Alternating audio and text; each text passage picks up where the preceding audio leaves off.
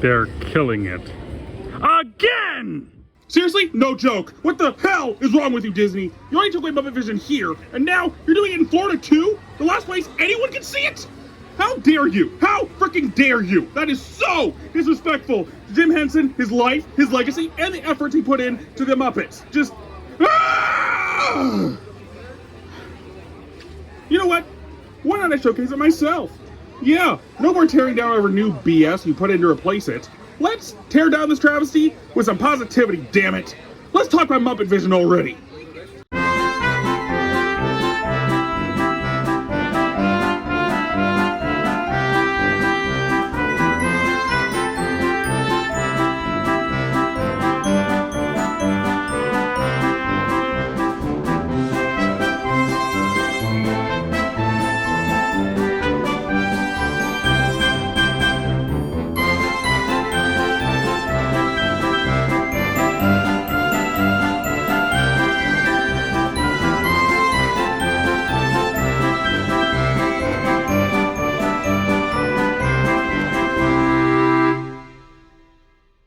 Muppetvision 3D, the last work this world ever received from one of the greatest artists of all time, Jim fricking Henson. This 3D show is a fascinating piece of park history and Muppet history that deserves a large amount of respect and decency that I don't think it's ever truly gotten, especially from Disney itself. And to see that its final days are coming is truly a horrifying reality to have to face. But how did it all start? How did it become the masterpiece that we know today? Well, let's go back and find out. Jim Maury Henson was born on September 4th, 1936 in Greenville, Mississippi. The second child of the family after the birth of his older brother, Paul Henson Jr., 4 years earlier. He lived in Mississippi until... Wait, what is it? Too far back? Okay, I'll skip ahead a few years. Okay, so Jim grew up, worked on SNL for a bit, founded the Muppets overall, made the Muppet Show in Europe, made a few movies, yada yada yada. The relevant stuff. So, this all started out when Jim Henson was looking for someone to buy out Muppet Studios as a branded company, as he was tired of dealing with the rights and management side of the business, instead wanting to leave that to a parent company which would leave him open to going back to explore his own creative endeavors again. Enter Tex Richmond. Wait, seriously? Geez, I'm getting sloppy today. Let me look this over. Oh, yeah. Enter Michael Eisner. Eisner leapt at the chance to get his hands on one of his personal favorite brands in Hollywood, and early in, things were looking good for the buyout. So much so that Eisner was going all in on the Muppets, especially in the parks. I'm not kidding, folks. Muppetvision was only supposed to be a small part in a much bigger plan. They had a lot more set up that they were going to do with the Muppets in the parks. Muppetvision may have been the start, as Jim wanted to use the project to experiment with a new form of CGI puppetry his studio had been experimenting with, but there was a lot more planned, including, but not limited to, a full-on dark ride parodying the great movie ride in Hollywood studios, a much more elaborate version of the Pizza Rizzo restaurant involving a conveyor-based delivery system with animatronic rats in the rafters, a full takeover of Disneyland by the Muppets for a full year, with them supposedly replacing the whole Mickey and Friends crew during that time at all meet and greets and parades. This was an elaborate setup, with a lot on the table and in the planning. This was going to be amazing! Unfortunately though, tragedy took its course. On May 16th, 1990, Jim Henson passed away due to organ failure. Something that could have been prevented and caught if it weren't for his workaholic tendencies, keeping him distracted from maintaining his own personal health and getting himself checked at the doctor more regularly. Truly a tragedy. One that's all the more likely to occur to people with how expensive a doctor's visit can be nowadays in the US, making it financially difficult for one to just go in for a checkup. Just... seriously, screw the insurance industry, man. While filming and setup for Muppetvision was finished and the project itself was underway, the other projects were sadly put on the back burner as a result. And it only got worse when Henson's family, now the holders of his estate, got involved. The buyout was never signed. They were going into these dealings with the knowledge that the buyout would come out in the near future. In honor of it being Jim's last project, the family did allow for Muppetvision to be finished and released as intended, but the family were far less accommodating with Disney and their other plans overall than Jim was. And thus, basically everything else in the plans went by the wayside, including the planned buyout. The actual buyout didn't occur until 2004, so by that point, these plans were so far back in the vault that there's little to no chance of them ever being made. But despite that, we did still get Muppetvision, the last work that we as a world got from the legendary Jim Henson, which opened its doors in Disney's Hollywood studios on May 16th, 1991, exactly 1 year after its creator's tragic passing. But a masterpiece as majestic as Muppetvision deserves more than one canvas to appear on, and thus, it also opened here on opening day in California Adventure. Sad to say though, both of these works of art will soon be lost to us. California's Muppetvision was pillaged by the Ice Queen before being unceremoniously handed over to the mouse, and the other, the original home of this masterpiece, well, the monsters have come to play. Yes, within the coming months as of the release of this video, Muppetvision is soon to close its doors for good to make way for a Monsters Inc. land. The Henson Company has said they have made plans for Disney to preserve Muppetvision in some fashion, but... It's not enough. It'll never be enough. But I think it's best in this tragic hour to celebrate what will soon be lost and show why its passing is in poor form, instead of continuing on in anger with the new. As such, it is with a heavy heart that I say, this is my review of Muppetvision 3D. The show starts as we enter the theater building, heading down the hallway adorned in cute yet small Muppety gags before entering into the waiting area, where a bunch of trios of screens are set up in quite the entertaining video to enjoy as you wait for this show. So what's your excuse?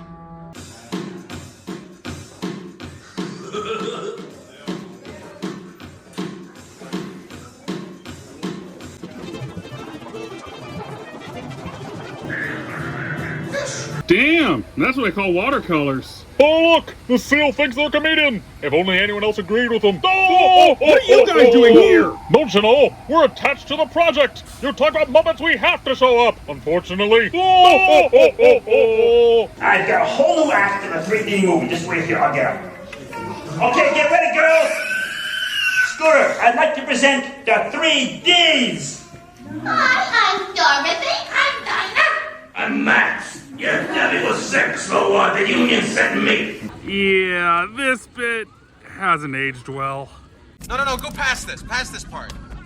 In fact, never play this again. Scooter, there's a telephone call for you. It's urgent. Oh, thank you. Yeah. I got him. We don't have a telephone. Oh look, another bit that hasn't aged well. Just for different reasons. Also, inaccurate.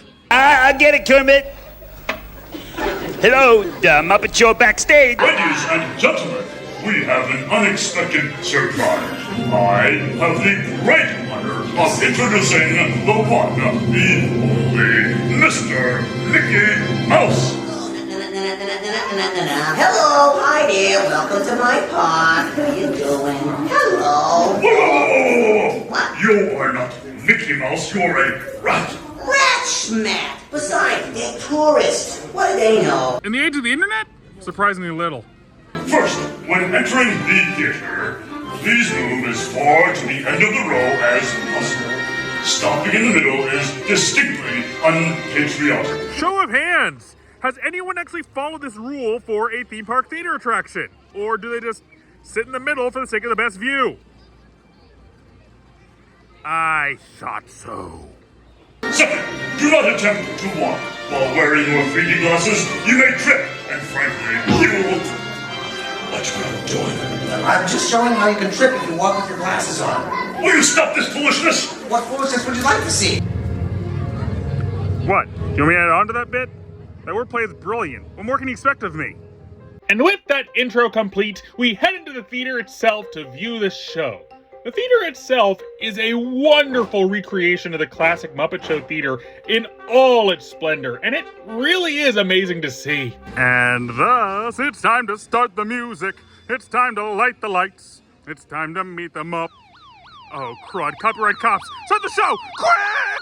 The show begins with a fully realized animatronic Statler and Waldorf sitting up in the stands, and I gotta be honest, seeing these characters recreated in fully lifelike animatronic versions of themselves is amazing to witness on a constant basis. It's truly amazing to witness this, especially since with the way Muppet characters are designed, how perfectly they translate into the medium of animatronics. It's almost as if Disney should take more advantage of that or something and do more with them in the parks. An orchestra of penguins! Yeah, probably took the job for the hell of it.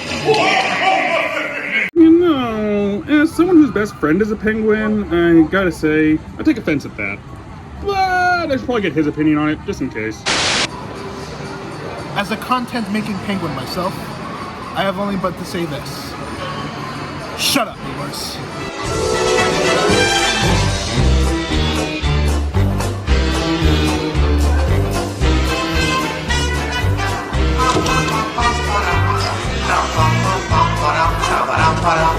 Well, this production's off to a good start.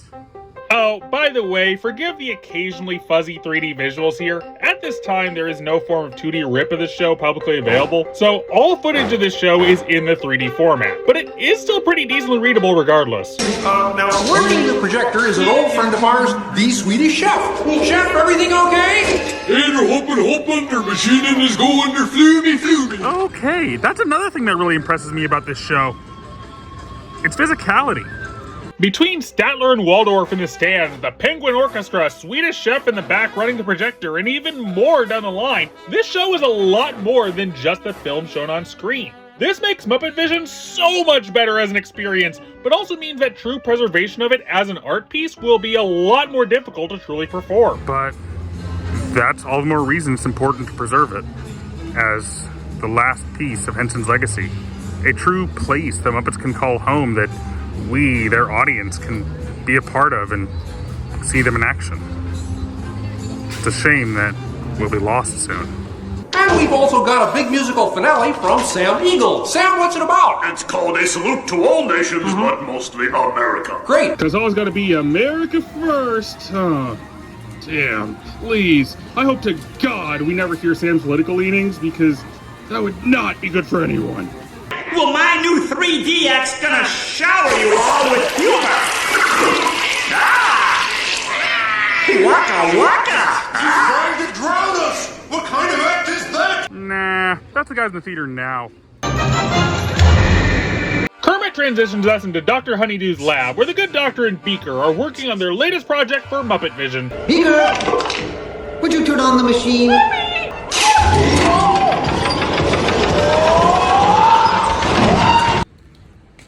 You think Honeydew provides good insurance? Because with everything Beaker has endured, the medical bills have gotta be piling up. I'm Waldo, the spirit of 3D! Ah, Waldo. The reason that Henson wanted to do this in the first place. The initial reason that Henson wanted to do the Muppetvision show instead of just a ride or the like is because he wanted to experiment with a new form of technology that his studio had recently developed, specifically CGI puppetry. Waldo was specially designed to be a Henson test case, a character specifically built to showcase the technology and explore what he could do with it. A real shame that he didn't live to explore the tech further. Anyway, Waldo goes on a bit of a rampage that eventually gets the lab sucked into a giant vacuum, thus returning us back to the lobby. Look, it's the Muppets. Just like with comics, sometimes it's just best to roll with it. But, ooh, now what is that? Hey, Kermit, see, it's my new remote control banana cream pie! I know that some bizarre fans out there want Fozzie Give Kermit cream pie, but can we not put that in the official material, please? Hey, Kermit, watch this! What?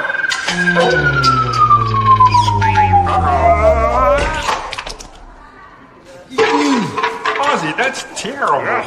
You're right. Needs more sugar. Okay, I thought I was up to date on my euphemisms, but what the heck is the sugar referring to here?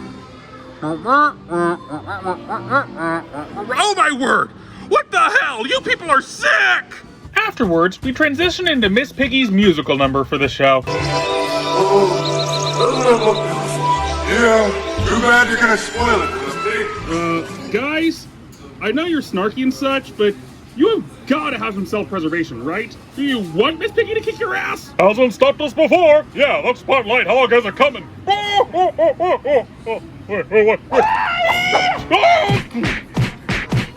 look! Consequences.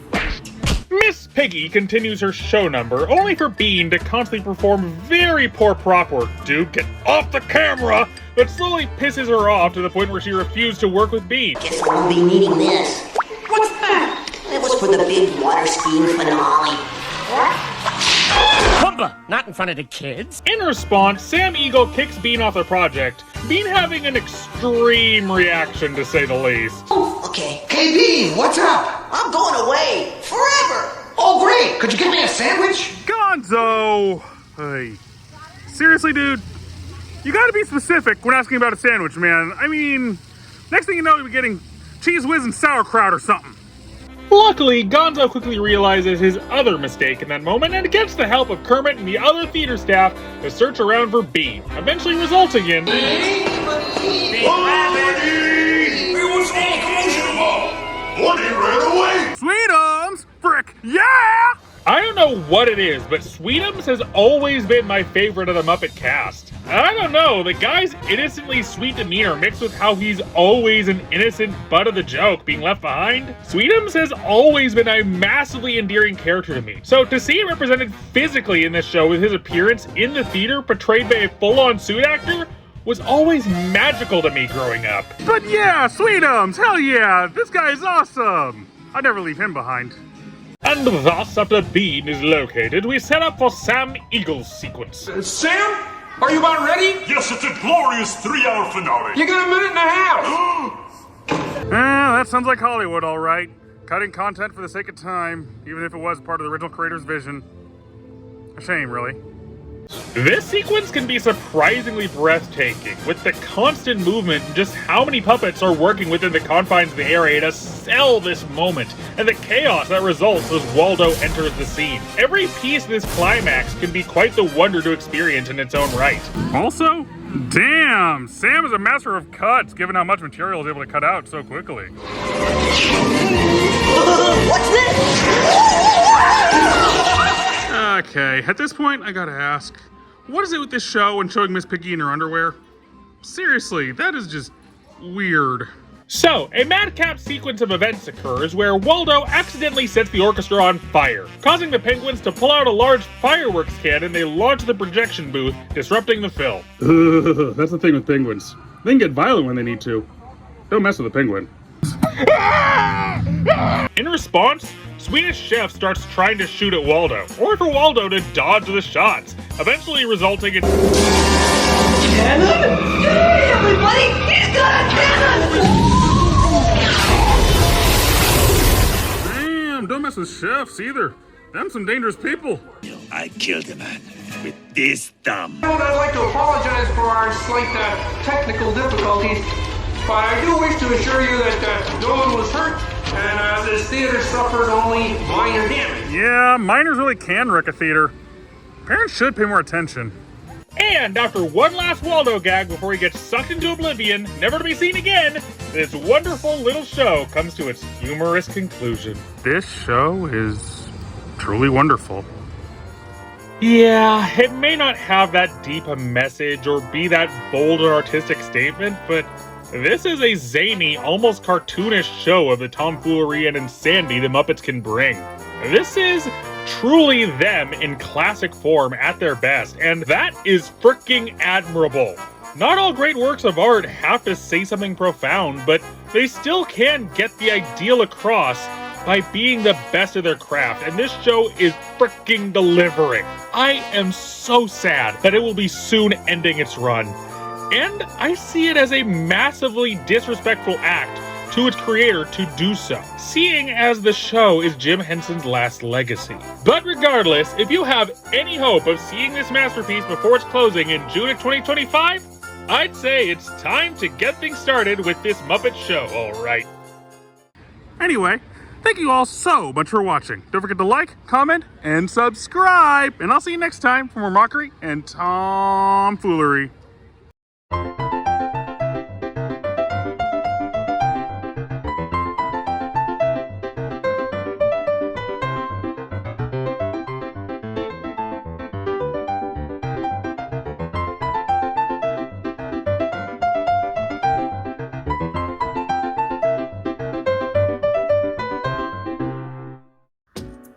Hey Tendo, how are things looking with the new crew, mate? Some are settling in better than others, but I'd say things are working out overall. Just got a bunch of reviews filmed in bulk, though, in the new holodeck. That way I can just take the time to relax and help them all settle in. I hear Jose might be using it now, too. Oh, good to know. See, you don't think Velvet's dating anyone, do you? I don't know, nor do I want to, Stoney. Oh, hey, Aboy. How's it going? Hello? Aboy? Aboy, what the hell? Stop it! What's this, man? Aboy, talk to us! What's going on? Tendo, his neck, and his fur! There's something on it! No! Surprise!